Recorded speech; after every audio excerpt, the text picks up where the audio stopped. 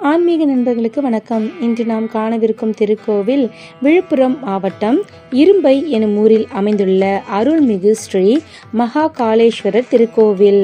கோவிலின் மூலவர் மகாகாளேஸ்வரர் என்றும் உற்சவர் சந்திரசேகரர் என்றும் அழைக்கப்படுகிறார். தாயார் குயில்மொழி நாயகி, மதுரசுந்தர நாயகி. கோவிலின் தல விருட்சம் புன்னை மரம். தீர்த்தம் மகாகால தீர்த்தம். ஆகமம் மற்றும் பூஜை சிவாகமம்.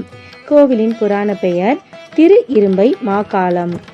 இத்தல இறைவன் சுயம்பு மூர்த்தியாக அருள்பாலிக்கிறார். கருவறையில் லிங்கம் 3 பாகங்களாக பிளந்து 3 முகங்களுடன் இருக்கிறது. இம்மூன்று பாகங்களையும் ஒரு செப்பு பட்டயத்தில் கட்டி வைத்து பூஜைகள் செய்கின்றனர். இம்முகங்கள் சிவன், பிரம்மா, விஷ்ணு ஆகிய மும்மூர்த்திகளை குறிப்பதாக சொல்கிறார்கள். சிவனின் இந்த மும்மூர்த்தி தரிசனம் மிகவும் அபூர்வமானது. இங்குள்ள தல விநாயகர் சுந்தர கணபதி என்று அழைக்கப்படுகிறார். இங்குள்ள விமானம் ஏகதள விமானம். திருஞான சம்பந்தர், பட்டினத்தார் ஆகியோர் சுவாமியை குறித்து பதிகம் பாடியுள்ளனர்.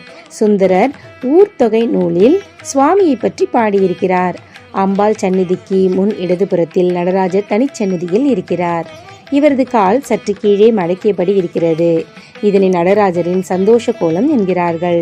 நடராஜரையும் சிவகாமி அம்மையும் சுற்றி அக்னி வலயம் இருக்க அதன் மத்தியில் இவர்கள் காட்சி தருவது வித்தியாசமான அமைப்பாகும். இவ்விடத்தில் நின்று கொண்டு சுவாமி, அம்பாள், நடராஜர் ஆகிய மூவரையும் ஒரே நேரத்தில் தரிசனம் செய்யலாம். பின்புறத்தில் முருகன் 6 முகங்களுடன் மயில் மீது அமர்ந்து வள்ளி தெய்வானையுடனும் காலபைரவர் தனிச்சந்நிதியில் தெற்கு பார்த்தபடியும் காட்சி தருகின்றனர். அம்மனின் திருநாமம் குயில்மொழி நாயகி.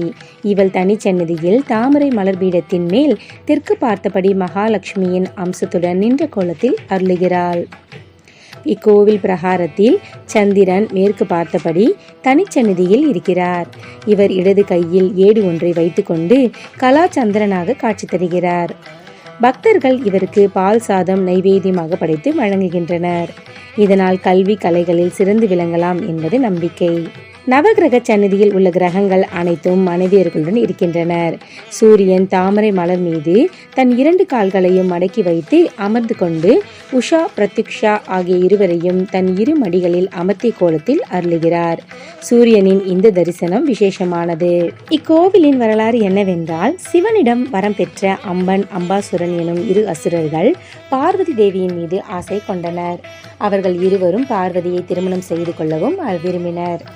அவர்களை பார்வதி தேவி மகாகாளி அவதாரம் எடுத்து வதம் செய்தாள்.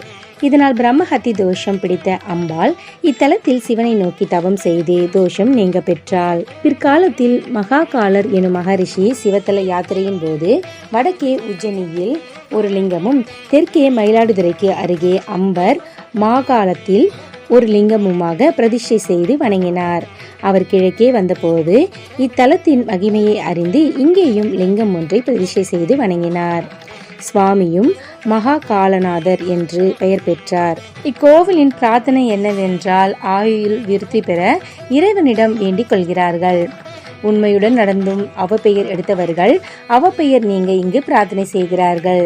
பிரார்த்தனை நிறைவேறியதும் சுவாமிக்கு வஸ்திரம் சாத்தி சிறப்பு அபிஷேகம் செய்து நேர்த்திக்கடன் செலுத்துகின்றனர்.